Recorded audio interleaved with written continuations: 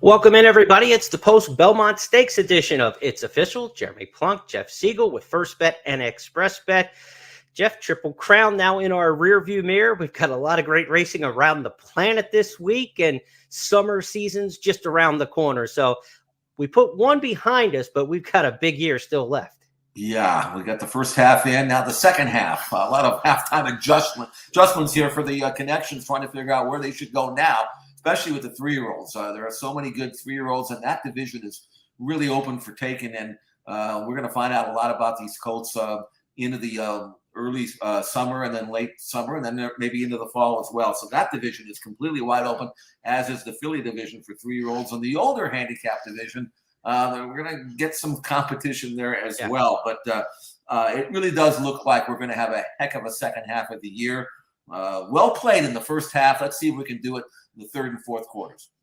Each week on It's Official, we take a look at 5 topics and we give you our opinions, and they're not official until Jeff Siegel says so. So, Jeff, let's get to the big board here. And our first topic this week is the halftime report. You alluded to it. We're midway through the season. The 3-year-olds are in the books, and what we saw Saturday in the Belmont Stakes was our third different winner in the Triple Crown Series. We, the people, trying to take him every step of the way. Skippy Longstocking has been second throughout. Nest is third, just in behind them. The filly is just in behind the front-running pair. And Mo Donegal is moving on the outside. Rich Strike is out of last, but he's got a lot of work to do. Skippy Longstocking has come up to the neck of We, the people, and Mo Donegal comes charging up on the outside. And they're into the stretch. And Mo Donegal has taken the lead as they arrive from the final furlong. Nest is moved up into second. Then We, the people, and Skippy Longstocking. It is going to be Mike Rapoli 1-2. Mo Donegal and Nest. Mo Donegal and Irad Ortiz have won the Belmont Stakes. Nest was second. Skippy Longstocking was third. We, the people, was fourth. Rich Strike ended up sixth. The final time was 2:28.28 seconds. Celebrate Mike Rapoli. Jeff, that's the Mo Donegal I wanted to see in Louisville. He showed up in Belmont. Well, you might have seen him if he hadn't drawn the rail in that race. He actually ran a lot better than people give him credit for. He was shuffled back early and had the rally very wide. Finished well, got beat 4 lengths. I said to you before last week, I said, if you switch posts with him and Rich Strike in that same race, maybe he wins the Derby as well. But that was a good race. He had great tactical speed. He never looked like he was not going to fire. And congratulations to you, by the way. You just nailed that exact Mo Donegal beating Nest, and that produced a well over $500 profit for you in the wagering guide. So, and I like Mo Donegal too. Unfortunately, I like Rich Strike better. He didn't show up, but I did like Mo Donegal, and I really did like Nest. So it was fairly formful and a good race, and it sets up a great second half of the year. Now, I don't know. Does Mo Donegal go to the head of the class, or is there a head of the class right now? Yeah, I mean, you had Rich Strike, Epicenter, the beaten favorite in the Derby and the Preakness, then in the Preakness early voting. And now we've got, a fourth member to throw their hat in the ring for the route horses, at least at this point. We'll talk about a sprinter in the 3-year-old ranks in a little bit who could get his name into contention by year's end. But right now, it's a 4-horse race, I would think, for the top of the 3-year-old division among the males going long on the dirt. And we had 3 different winners of the Triple Crown Series. Jeff, where do we go here with Rich Strike? This was a performance. I know you expected better. I expected better. I mean, I picked Mo Donegal, but I expected Rich Strike to run second, and Nest was the other horse for the exact in there. I was highly disappointed by the run by Rich Strike. I think there was one reported element to this story that didn't get the play that it should have, but tip the cap to Bill Finley of the Thoroughbred Daily News. He reported before the Belmont Stakes that Rich Strike went on the vets list and after the Kentucky Derby, but before the Belmont. Now, trainer Eric Reed said it was for, structural chiropractic work that they normally do with the horse, and that horse has to go on the vets list because of that. And everybody just kind of, I think, either didn't see the article, didn't want to play it up, or bought the explanation.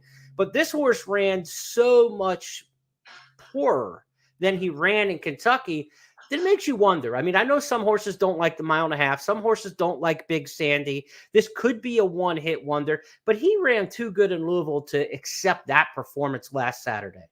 That was the big surprise for me. I thought actually that Mo Donegal and even Ness were more dependable in terms of running their race. You always don't know whether you're dealing with a one-hit wonder, and you don't know about a deep closer going a mile and a half, and the 2 workouts in 5 weeks, kind of a strange way to train a horse, but I'm not second-guessing that. They know their horse. But he was disappointing. Now, from what I understand, they're going to train him right up into the Travers and try to put him in a situation similar to what he was in the Derby, a mile and a quarter on the main track. That's going to be the telltale sign as to where he's at. So I'm not really sure, but I do think Mo Donegal will continue to fire and improve. He was built to be a mile and a half horse. Yeah, right. That's okay, because the big races are now mile and a quarter, the Travers and everything else that goes with it after that, including the Classic. So we'll see how he performs. Nest will go back with the fillies. That's fine. But I think, and of course, let's not forget early voting, although I don't know whether he's going to be at his best at a mile and a quarter. Right. That's the thing. So it is kind of open. We'll talk about Jack Christopher in a bit. He might have a say in the matter too. So it really does, set up for a good second half. But Mo Donegal, I mean, you liked him in Kentucky. He really ran better than I thought people gave him credit for there. There's nothing wrong with winning the Wood Memorial and beating the subsequent Preakness winner before that. So he's, I think, probably based on resume, I think he deserves to be number 1 now. He still has work to do. But at least, Jeremy, you know that in the Travers anyway, which might determine the championship, he's going to get that mile and a quarter, no problem. Yeah, look, Epicenter had a great resume up till the Kentucky Derby and Preakness and ran 2 really good races. His consistency is admirable. If somebody wants to tell me he's the number 1 ranked 3-year-old still, I don't have a huge problem with it, even though he didn't win any of the Triple Crown races. If you want to tell me early voting's number 1, I've got to say Mo Donegal beat him, and Mo Donegal and he both have a Triple Crown race win. So right now, the top 3-year-old in the land is either Epicenter, if you're sticking by him, or it's Mo Donegal. Those are the 2 leaders right now, I think, in the dirt route division for the 3-year-olds. How about the fillies, Jeff? We've talked about these fillies all season, and we're halfway through the year, and Secret Oath was one who rose up through the ranks at Oaklawn with her good performances and then won the Kentucky Oaks. She got the big win over Nest in the Kentucky Oaks. Nest came back and ran a big race to run second against the boys in the Belmont Stakes. And on the undercard, Mataraya, of course, it was unfortunate with the scratch of the champion 2-year-old filly in there, Echo Zulu, that Mataraya kind of got a walkover in a 4-horse field in the Acorn Stakes. But she has punched out everybody she's been up against in her last couple. Mataraya hasn't gone long yet. Nest has gone really long, and Secret Oath has gone long as well. What do you make of this great 3-year-old filly division this year? And this doesn't include any of the West Coasters who early in the year had quite a rapport themselves. Yeah, and this is a good group of at least 3. I can tell you that. And Secret Oath, who again got that kind of weird ride in the Preakness, and I don't know, they just can't sit back and make one run with her. Yeah. Why they think the wire is the quarter pole, I don't know. But she did beat Nest in the Oaks, and that's a part of the on the resume that's going to mean something. Although I don't think Nest got a great trip that day. But Nest, I thought her race in the Belmont was just unbelievably good. Yeah. I mean, she missed the break. She had to rush up inside, take dirt every step of the way, lack room into the stretch, as we saw, cut to the inside, and try to wear down a perfect trip horse and who ran really well. I thought Nest was spectacular. And again, if you go back and try to look at the upcoming races and who is going to be best suited for the Alabama, I think Nest will be. Certainly Secret Oath will be there as well. And then Mataraya is probably more of a middle distance filly, a miler, which is. And you got the grade 1 test at Saratoga. I mean, why would you do anything else with her? You wouldn't, I mean, maybe you try to make her a champion sprinter or something, and even though she's 3 turning 4, maybe that's just keep her around 1 turn and let her do that. And then maybe by the time Breeders' Cup, comes around, she's ready to do that. So, I mean, that's a division she can concentrate on rather than the 3-year-old filly race. They're going to rack up points in longer races like the CCA Oaks and the Mother Goose and things like that, the Cotillion. So I really do think that it's a great group, really, and they kind of take turns. But I think you're going to see that all 3 of these fillies in one division or another are going to show up, hopefully big time, on Breeders' Cup Day. And always with trainers, necessity is the mother of invention, right? I mean, Brad Cox has 2 horses in the Breeders' Cup Distaff division. She Dares the Devil, Bonnie South, who are very good and are going to run in a lot of those handicap division races going long.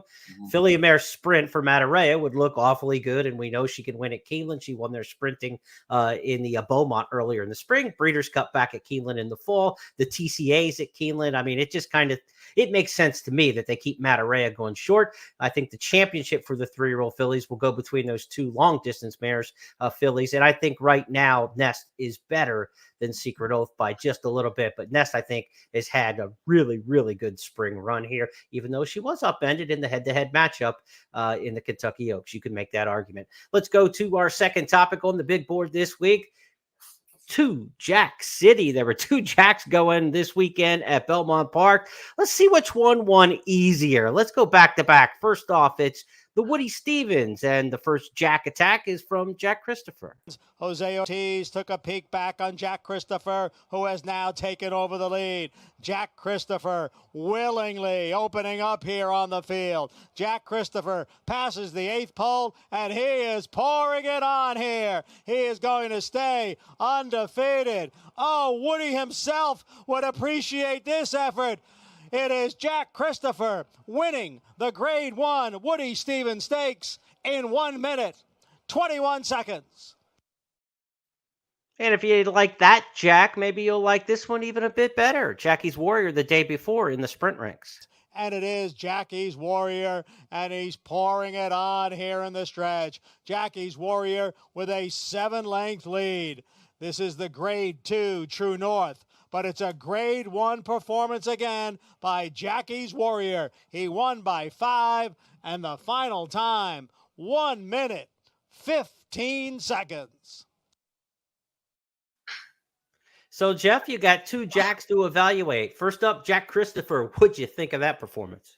Unbelievably impressive, as he was when he won the Pat Day Mile. Career top 107 Beyer number, and it's just his 4th career start. Colt by Munnings, you kind of think maybe sprinting, maybe up to a mile, but he's such an athletic mover. I mean, you look at him, and you figure this colt should go on because he just floats. He doesn't even touch the ground, and he's also mind-wise, he's really, really tractable. He doesn't pull. He doesn't try to run off. He switches off. He can go slow. He can go fast. He can go to the lead. He can stalk. He's just incredibly talented for a 3-year-old. And I guess I maybe you can correct me if I'm wrong, but did I not read that he was going to go in the Haskell next? That's correct. Yeah. And if he does that, then maybe they'll try him a little farther than that. I don't know. I mean, I think based on the competition that I'm expecting him to see it in the Haskell at Monmouth Park, and given the situation there, I'm pretty confident he'll win that race. Then we'll really have to find out how good he is. But right now, you could easily say that he's as good, if not better than any 3-year-old in the class, as long as you're not taking into consideration the fact that he hasn't proven himself farther, or essentially farther than 1 turn. He's been miles, but he hasn't been around 2 turns. But that was breathtaking. He is sensational there for Chad Brown. And the Haskell is a good springboard gateway to longer races. Historically, fast horses tend to carry their speed over that racetrack. It's usually very quick on Haskell Day. It's 1 1/8. It's not 1 1/4 like the Travers. So if you're going to find out in the second half of the year, if you've got a major classic division horse, the first step to finding that out often is the Haskell. I think it's a great spot for him. And now it's up to Chad Brown to try to figure out, okay, well, where do I separate Zandon? Where do I separate early voting? And where do I separate Jack Christopher? He's got 3 aces to play, quite a hand for him. How about Jackie's Warrior, the veteran? Now, this wasn't the most ambitious spot of the weekend, going Friday in the Grade 2 True North. They could have went like all world and tried to set up that matchup in the Met Mile, and we'll see how that turned out in one of our further topics here in just a moment, Jeff. They took the easier spot, but Jackie's Warriors had, he had 2 tough races back-to-back, the Oaklawn race and the race at Churchill on Derby weekend. For his well-being for the rest of the year, this might have been the kind of public workout that really sets him up nicely in the sprint division the rest of the season. Yeah, I agree. I think that I would have done the same thing. At this stage, Jackie's Warrior, what you're looking for is what can we do with him that will get him to the fall without ripping him apart before then. Let's have him peak towards the end of the year. Of course, they'd like to win the Breeders' Cup Sprint, something that was not in the cards last year, and he was stuck down in that deep part of the track and kind of gave it up in a well below par race for whatever reason in that race. But he's undefeated now in 3 starts. There are races at Saratoga that he can continue to run in, which however they want to do it. And if they want to get ambitious and stretch him out, they could. But I don't think that's going to happen. I think they're going to say, look, we want to this year, let's win the Breeders' Cup Sprint and let's finish out the season undefeated. And I'm not seeing anything on the horizon that's going to beat him. So why not? And he's, again, a terrific horse. He's now won 11 out of 15. Pretty good resume there for a son of McLean's Music. And again, Steve Asmussen, I'm sure will not get too ambitious. Just keep winning. That's the name of the game. You get the Phoenix at Keeneland coming up in October as the prep locally. If you want to get a race over the track, that's not going to be, like you said, just a ringer, that kind of takes too much out of them. The Phoenix could be a good stepping stone for him, but a race at Saratoga between now and then probably gets Jackie's Warrior 2 more races before the Breeders' Cup, I would assume, here as we are in mid-June. Back to the big board for our third topic of the week. It's Sky's the Limit. Who took flight in the Met Mile? None other than Flightline. The opening half, 1 in 45 seconds, and now the matchup is joined here. It's Flightline on the outside, Speaker's Corner on the inside. It's West against East, and Flightline has taken over the lead from Speaker's Corner. Happy Saver runs in third, then Aloha West and Informative. 3/4 in 108 and 2, and Flightline has opened up a 4-length lead. Happy Saver moves up on the outside of Speaker's Corner, an 1/8 of a mile to the finish, and Flightline is the leader with Happy Saver in second. Flightline is in full flight. He had a slow start, but a terrific finish in the Grade 1 Met Mile. Flightline wins it. Flightline ran the mile in 1 minute, 33 and 2/5 seconds. And I felt a little bad for John Embrial there. It was kind of back, if you remember, the 1991 Breeders' Cup Juvenile Call. Tom Durkin at Churchill Downs. Bertrando's on the lead, and here comes Arazi, the showdown we're all waiting for. And Arazi ran right by him, as Tom Durkin called it. John Embrial was trying to set up the East versus West, and by the time he got West out of his mouth, Flightline was 2 lengths in front of Speaker's Corner. He just put the move on and put the pedal down, and it was over. Yeah, I mean, this is something that I expected to see, although I have a great respect for Speaker's Corner. I think I don't know why he didn't run better than he did, but Flightline was able to overcome that early trouble. I didn't realize it was that severe until I saw the head-on, and he was put into a jackpot there in the early part of the race. He didn't break. He got squeezed on the inside, had to steady not once but twice, then angled outside of Speaker's Corner, who was just cruising. And I'm thinking, I don't know if he can beat Speaker's Corner doing that, because I have so much respect for Speaker's Corner, who had gotten a 114 buyer in his previous start, and yet he just left him for dead at the quarter pole and drew off and ran a mile in 33 and change. I mean, that was just what we expected to see, at least what I expected to see. I don't know how many times you're going to see him from here on in. Though I did speak with John Sadler at the barn yesterday morning to find out the latest and what the plan was. There was speculation as to what the next race is going to be, and I can tell you, in speaking with John, the next race is going to be the Pacific Classic, 1.25 miles on Labor Day weekend. There's no problem training him up to the race. Obviously, that's all he's ever done in his life, is train up to a race. And that question could go 1.25 miles. I don't think there's going to be a problem with that. He has to prove it. It's a leap from a 1-turn mile to 1.25 miles, but he'll run there, and then he'll run in the Breeders' Cup Classic. So that's the plan, and that's the way it's going to be. And no more shipping until the Breeders' Cup, but came out of the race good. So looking forward to see Flightline maybe just 2 more times, but let's see if we can carry him to the Breeders' Cup undefeated. Classic aspirations for him. That makes perfect sense then to go to Pacific Classic. You get to run out of your home stall at Del Mar. You get to try the 1.25 mile against probably a small field size, kind of a good stepping stone race.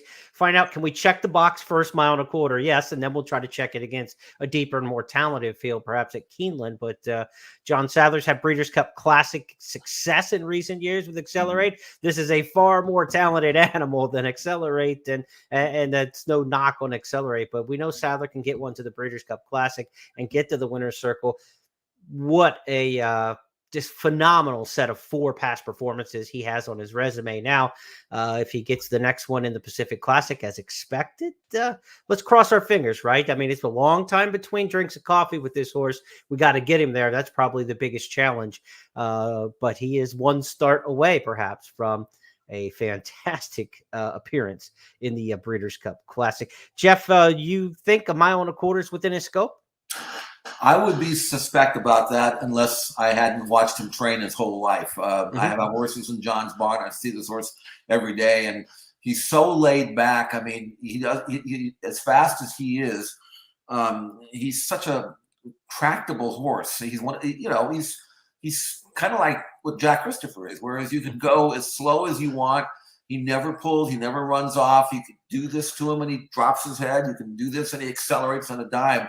Last year at Del Mar, sometimes you worry about Del Mar. It can be a little quirky surface. Last year at Del Mar in the second start, he won by 13 lengths sprinting under wraps and earned a 114 buyer number. I think he'll handle the track. And in terms of the competition, I mean, maybe Country Grammar, who will be at a race like that. Of course, he won the Saudi race, so that would be a horse that he would have to deal with. But there's nobody else out here that's even remotely close to him. Right. So, yeah, I don't think at Del Mar that going 1.25 miles is going to be an issue. Now, it may be an issue. We'll see in Kentucky because they'll go after him there for sure. But I don't think anybody's going to be messing around with Flightline going 1.25 miles to the Pacific Classic. And I think he's going to put on an exhibition. Hopefully he trains and keeps sound between now and then. And right now, I can tell you he's sound. So let's just hope that between now and then he does everything right. Maybe in Pacific Classic, he'll meet Hot Rod Charlie. Hot Rod Charlie in action this weekend at Monmouth Park, running in the Salvatore Mile, his first race, kind of a bridge between what he had in Dubai in March. And now he needs the race to get to something this summer. And maybe it'll be one of the big Saratoga races for Hot Rod Charlie. And you might have another road trip in your crosshairs if Flightline's heading to the Pacific Classic. Yeah. That may also affect some travel plans for other horses, including the likes of a Hot Rod Charlie. Let's go to our 4th topic on the big board this week on It's Official, and buyer beware. That's buyer with an E. So we are talking speed figures here, Jeff Siegel. And I know the speed figures between the Brooklyn Handicap on the undercard and the Belmont Stakes, just a few points apart, but they were far apart on the clock. So I know this is one of the things you wanted to discuss this week. So how do we end up with Fearless and Mo Donegal so close together on the buyer scale? Well, Andy Beyer, who I respect immensely and read all of his books and know him and think he's the best turf rider I've ever read. So I really do have a lot of respect for Andy. And he wrote a story, op-ed essentially in the racing forum online, explaining why he put these two races so close together, 3 points difference between Mo Donegal's Brooklyn and Fearless's Mo Donegal's Belmont and Fearless's Brooklyn, even though they ran the exact same day, same distance. The track didn't change at all, and one horse, Mo Donegal, ran 2 1/5 seconds faster and actually came home faster as well, 1 1/5 seconds. So it didn't make any sense to me. And as someone who quotes the buyer numbers a lot, because I do believe more people use them than any other speed figure system, I could be wrong about that, but I know it's in the form people see it. I just thought it was whacked, quite frankly. And I was saying to myself, how could this possibly be? And Andy explained to him that he wanted to line up the numbers more in line with what these horses had been doing rather than what they actually earned. I think he said in the column that if he just paid attention to and gave the number to what it should have been, Fearless would have gotten an 84. And I'm saying to you, Jeremy, if you should have gotten 84, that's what I want to see. I don't know when these numbers are being adjusted to fit a pattern that I don't care about. I want to know what a horse did, not what you think he should have done. And that bothers me a little bit. Well, yeah, and I do not mind opinions in horse racing. We all have them. That's what makes parimutuel racing great. I don't like opinions empirically numerated into numbers, because people look at numbers and think numbers are facts and that numbers are raw and true. And it's just not the case when you're kind of playing around here. And we did this in night school 2013, 2014, 2015, many seasons in night school where we went over speed figures, and we had all the speed figure gurus on. We had the guys from Ragozin, we had the guys from Briss, we had Bayer Associates, we had Jerry Brown from Thorograph. We've had everybody on discussing the different figures. And one of the common themes that came up over the years, and it finally kind of creeped out, everybody has we look at the track variant, we adjust the variant, and we look at the raw time. That's how we come up with our number. But the one thing that creeped into the conversation after doing that 3-4 different years in night school was figure histories. And Jerry Brown of Thorograph had a great quote in night school, and I'll never forget it. And I think it's something that people really need to know. He said at some point, every horse becomes a product of their figure history. So once they can establish what that horse should be, it may not be the first start. They may get it wrong and he gets a 72 in the career debut. But there's going to be a point where the figure history of that horse starts to define what that horse is. And I think that's why you're seeing the speed figures the way you are, because here are the Beyer figures for the horses in the Belmont Stakes. They're high Beyers, the top finishers in the Belmont going into the race. Let's see if I've got this right here. And I'll bring it up and take a look. Mo Donegal's 3 best Beyers were 96, 96, and 90. Nest had never run higher than a 92. So it was a 91, a 92, and an 80. Skippy Longstocking had never run higher than a 94, 91, and did have a big 98 back. So the top 3, if you were going to make this race ridiculously faster than the Brooklyn, and you said it, 2 1/5 seconds. Jeff, the general translation is a length is a fifth of a second. It's actually a little faster than that. It's like 0.16, 0.18. But let's just say a length is 1/5 of a second. 2 1/5 seconds means 11 lengths faster. So Mo Donegal ran 11 lengths faster than Fearless. Now, if they were going to give Fearless and their horses their usual numbers and high numbers, Mo Donegal would have been through the roof running, and if Mo Donegal's through the roof, then that means Skippy Longstocking is through the roof. That means Nest is through the roof. And now you've got a bunch of horses running 10, 15, 20 points higher than they ever did before. And it looks like a bunch of outliers. This is where Jerry Brown mentioned, at some point, every horse becomes, their figure history starts to define them. I think that's what we're getting at here. And I've seen the figure makers work. I've been right alongside them while they put figures together in the past. They refer back. They look at a horse's career numbers. They're looking at their books and their scales of what these figures should be.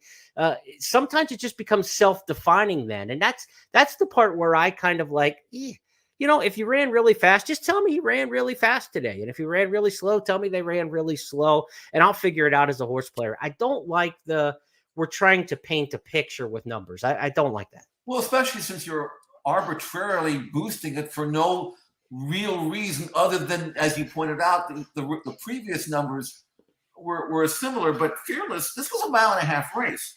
It could very easily be shown that Fearless isn't a 1.5 mile horse and won just because everybody else ran slow. It didn't mean he ran the same race. I'm looking at Fearless and I'm saying he's a middle distance horse who won the Brooklyn, even though they all staggered home. It doesn't mean that Fearless ran great. He ran an 84, which was what the raw number would have been if you wanted to, as you say, align the Belmont with the normal numbers there. So, but to say, okay, well, he ran a 84, but he normally runs a 95. Let's make it a 95. I don't want to see that. Put a little asterisk next to it saying this number has been made up or something. So I know that it was real. And here's the other thing.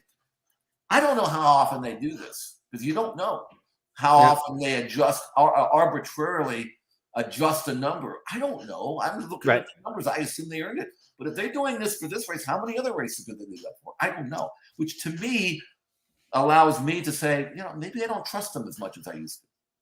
Well, and we did the night school interview with Andy, and in that interview, he even said, "Look, the buyer figures will tell you how fast the horse ran, but they're not the end all be all. There are hundreds of factors that go into handicapping a race." This is from the creator's mouth, and I have a ton of respect for Andy. We go back to the early '90s when I was on the Racing Network, which was like we precursor TVG by a couple days as the first in-home satellite wagering network, and Andy was one of the 12 people who subscribed to it back then, I think, and he used to email me in between races and stuff like that. I go back with Andy a long way and have a great rapport with him. I think he's done great things for the industry. His product is obviously very good. It's been a standard in the industry for a long time.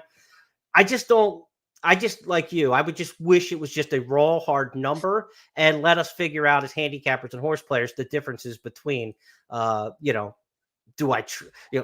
this 84 for a bad reason or was it for a good reason? But don't make the 84 a 94 so I don't have to think about that. Or at least let me know that it's been adjusted, or it's not a real number. I mean, I think even in the sheets, they put a little question mark when they don't really know if the number is real or not. But at least you have an idea that there's room for interpretation. But when I'm looking at raw numbers here, I want to know that that's what they got, not what you think they should have got. And you can put a question mark behind every single pick and every single thing I say as a handicapper as well. We're all under question. So exactly. We need to take a look at it with that perspective as well. Right. Our fifth and final topic this week on It's Official, as we go back to the big board, is Americans at Ascot. Or is it Ascot, Jeff Siegel? They pronounce it a couple different ways. I think Ascot to me. It's Ascot. ASCOT is Ascot. If I want to speak British, I'll speak British. Some say Ascot, but I would say if you watch the Americans run today, it was Ask Kick. Ask Kick was how we ran today. I think both of our horses ran dead last, including in the King's Stand Stakes.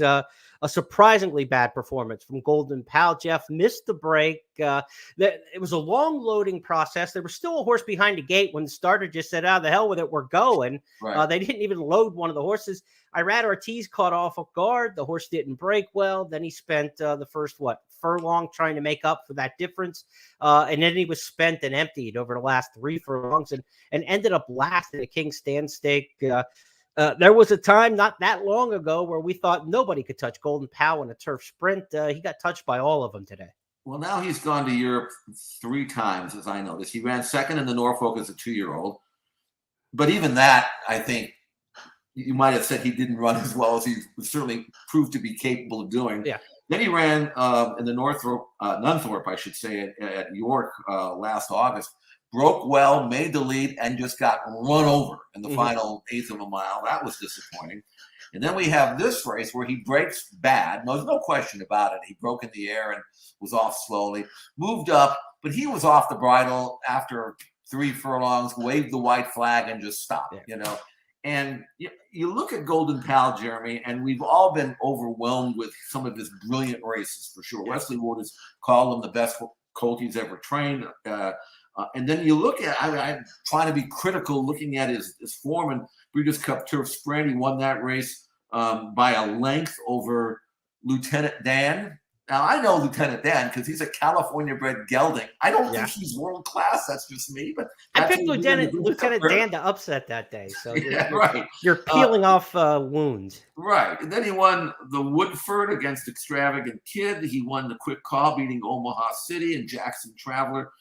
These horses are really nice horses, but they're not world class. So maybe we've been snookered a little bit by Golden Pal, or maybe he just doesn't like the ship, or maybe, I don't know. I mean, he's got something to prove. I know Wesley was actually talking about maybe running him twice this week and Saturday as well. I don't know if that's going to transpire now, but I just wish that Golden Pal would do something to overcome a little bit of adversity so we know he has that in him. A lot of horses can look great when things go their way, but as we saw with Flightline, and I talked to John about this yesterday, Sadler, he said the best thing about that horse is that he overcame trouble. He didn't just pop out of the gate and get loose from the lead, because we know he can do that. But to take up and track, check and get shuffled back and come around and win that way, that was more impressive than the win itself. I want to see Golden Pal do that someday.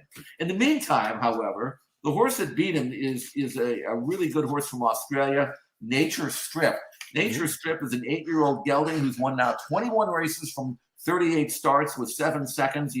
I mentioned an 8-year-old gelding. He's only won something like $13 million in Australian money when converted. That's real $13 million. And the connections say he's got a very good chance of coming here for the Breeders' Cup Sprint. So that'll be kind of fun. And he's really, really good for sure. Well, we've seen the Japanese have success in the Breeders' Cup last fall. Really, I mean, look, the Breeders' Cup's approaching 1984 was the first. We're almost at 40 years of the Breeders' Cup, and we really haven't had Australians take part in the Breeders' Cup. Some expatriates that have been repatriated in other countries, but like the top Aussie horses have never been part of the Breeders' Cup, and wouldn't that be an interesting twist to get some horses like that, especially this particular one, Nature Strip? I mean, he daylighted this field. What did he win by? Almost 4 in a straightaway sprint race to win by that kind of open daylight. It was dominant. It looked like one of those Belmont Day performances we saw on the undercard from some of the other just clear standouts in their divisions. One of the reasons why they don't come is there's so much money in Australia. This horse had just won a race April 2nd. $1.8 million sprint, so they can stay home. They like their sprinters there, that's for sure. Yeah, but I'd like to see him come over here. He's a gelding. I mean, they're just going to try to keep him going for as long as he can. But for him to win off like he did in his 38th career start, that is pretty awesome. And hopefully he'll be one that will show up, and hopefully Golden Pal will get his act together, come back and do what we know he can do. But maybe he's just not cut out for straightaway racing. That's another thing too. Right. The Americans have a couple more opportunities this week at Royal Ascot. Wednesday, Love Reigns and Seismic Spirit going in separate races. On Friday, some headliners among the Philly 3-year-old sprinter, Philly 3-year-old turfers, Spenderella and Pizza Bianca, last year's Breeders' Cup Juvenile Philly Turf winner. And Spenderella was just so impressive in her last couple races for Graham Motion. Looking forward to seeing them. And then Saturday, Wesley Ward is back with Campanelli, a horse who has won already at Royal Ascot and has won overseas. So Campanelli's back on familiar turf. Maybe the Americans can get something out of this week after a rough start today. The first horse running today was a big long shot for Rusty Arnold. Really had no reason there. But certainly the performance by Golden Pal was disheartening for the U.S. delegation at Royal Ascot. Jeff, any of these horses you're looking most forward to seeing the rest of the week? Yeah, I'd love to see the 2-year-old Love Reigns. I want to see her run, see if she can take that American form and transfer it. Spenderella, I just love Spenderella. I don't know how she's going to win at Royal Ascot with the long stretch and the undulating and all that other stuff, but I hope she runs really well because she's a really, really neat filly. We've got more action coming up where you can get a daily blog for Royal Ascot every day at expressbet.com on the blog section and at news.first.com. Get our preview for the next day's Royal Ascot racing. You'll get the racing schedule, the promotions, a 4 to 10% rebate for every bet on Royal Ascot this week for everybody who plays on ExpressBet and FirstBet, no matter your level of play. If you're a no rewards level player that you just play occasionally, or you're a small time bettor, you'll get a 4% rebate on all your wagers this week at Royal Ascot. If you're a bigger bettor, you can get all the way up to a 10% rebate up to $100 a day. So bet 1,000, get 100 back every day this week for Royal Ascot. Take advantage of that promotion. Take advantage too of that preview blog. Our friends at the races are providing selections for us for that blog. We want to go to the experts. I do not claim to be a European racing expert. We go to the Europeans when we're talking about European racing. At the races, 7 races today, 4 winners on top in this blog. A $32 winner among those. So be sure to follow it again at news.first.com. and at expressbet.com. Jeff, I was able to work a little something into the budget this week. You and I weren't able to travel all the way to England. So I thought maybe I would just bring England to us. What do you think? Well, looks pretty good to me. I'm not bald anymore. With that hat on. That's our Royal Ascot look. Yeah. That's as good as we get in this. I'll settle for that. It looks a little tight on me though, but yeah, I didn't have your hat size. I didn't know what to order when I was doing it. Maybe that's fine. Yeah. Maybe for next year, you can give me your hat size at least. Maybe we'll get there one of these days. But Yeah, at least maybe hat next size. year we'll actually go. I've actually been to Newmarket, but not for racing. I've been to the sales there, but I've never actually seen a horse race in England. I'd like to do that. That's a bucket list thing for me. We'll dress a little bit better if we make it for No, sure. I'll dress like that. They'll throw me out, but I'll dress like that. That's a wrap for It's Official this week. All 5 topics that we reviewed are now official because Jeff Siegel said so. And we'll do it all again next Tuesday. On behalf of everybody with First Racing, all the racing fans out there, hope you enjoyed the Triple Crown season. We'll be with you all summer every Tuesday. Jeff Siegel, say goodbye, and we'll talk to you next week. Goodbye, everybody.